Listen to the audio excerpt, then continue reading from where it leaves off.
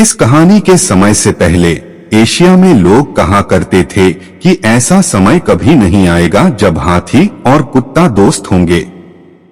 हाथियों को कुत्ते बिल्कुल पसंद नहीं थे और कुत्ते हाथियों से डरते थे। जब कुत्ते अपने से बड़े लोगों से डरते हैं तो वे अक्सर अपने डर को छुपाने के लिए बहुत जोर से भौंकते हैं। जब कुत्ते हाथियों को देखकर ऐसा करते थे तो हाथी नाराज हो जाते थे और उन्हें दौड़ा लेते थे। जब कुत्तों की बात आती थी तो हाथियों में बिल्कुल भी धैर्य नहीं होता था। यहाँ तक कि अगर कोई कुत्ता शांत और स्थिर भी हो तो पास का कोई भी हाथी स्वचालित रूप से उस पर हमला कर देगा। यही कारण है कि हर कोई इस बात पर सहमत था कि हाथी और कुत्ते शेर और बाघ या बिल्लियों और चूहों की तरह प्राकृतिक दुश्मन थे।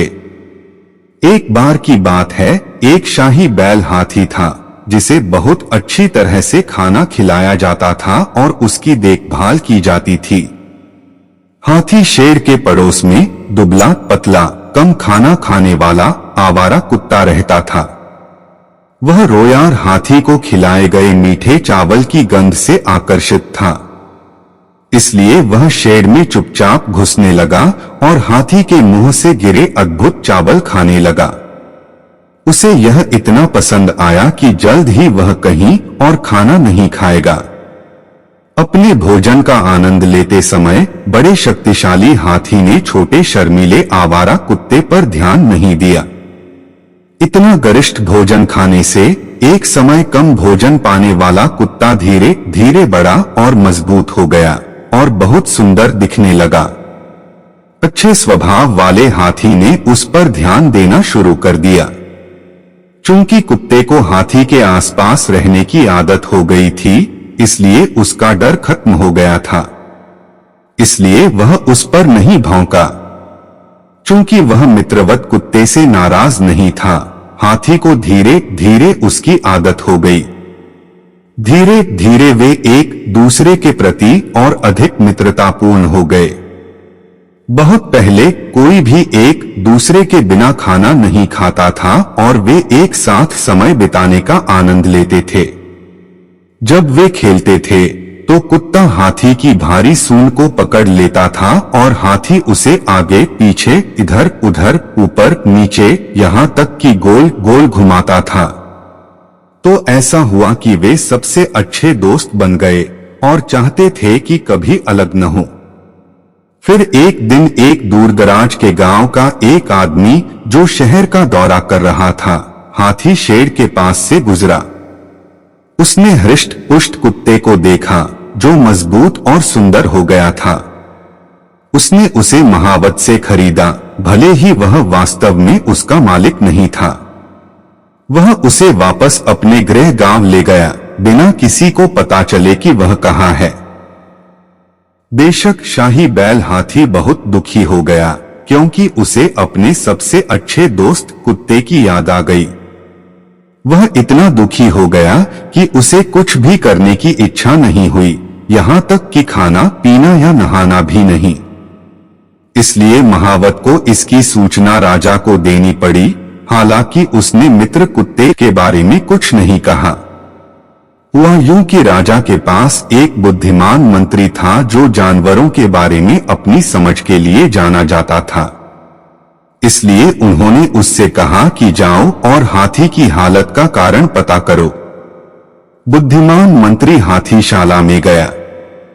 उसने तुरंत देखा कि शाही बैल हाथी बहुत दुखी था। उसने सोचा, एक बार खुश रहने वाला यह हाथी अब किसी भी तरह से बीमार नहीं दिखता है।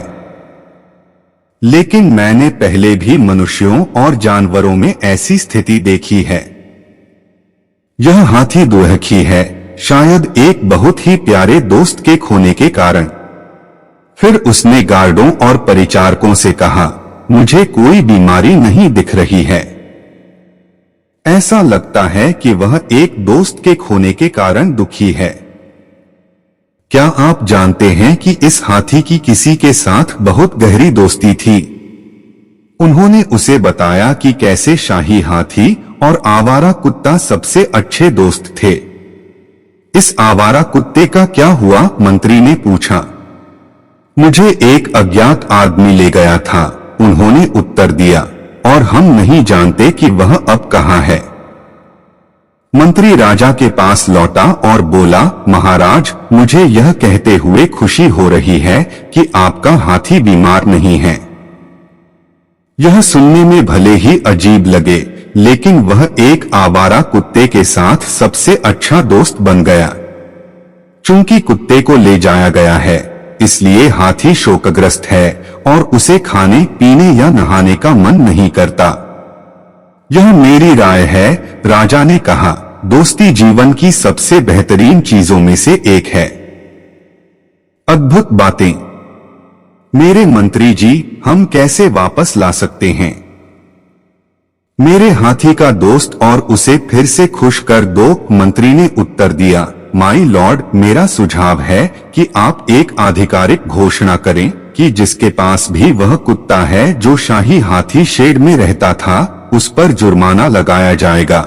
ऐसा ही किया गया और जब गांव वाले को यह बात पता चली तो उसने कुत्ते को अपने घर से बाहर निकाल दिया।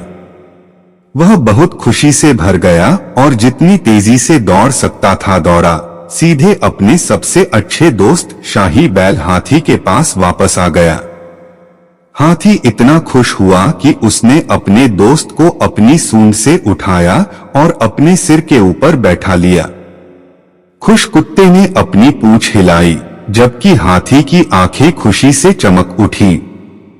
वे दोनों हमेशा खुशी से रहने लगे।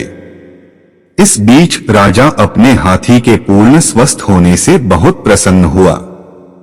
वह आश्चर्यचकित था कि उसका मंत्री एक हाथी के दिमाग को पढ़ने में सक्षम प्रतीत होता था, इसलिए उसने उसे उचित पुरस्कार दिया। नैतिक बात यह है, यहाँ तक कि प्राकृतिक दुश्मन भी सबसे अच्छे दोस्त बन सकते हैं।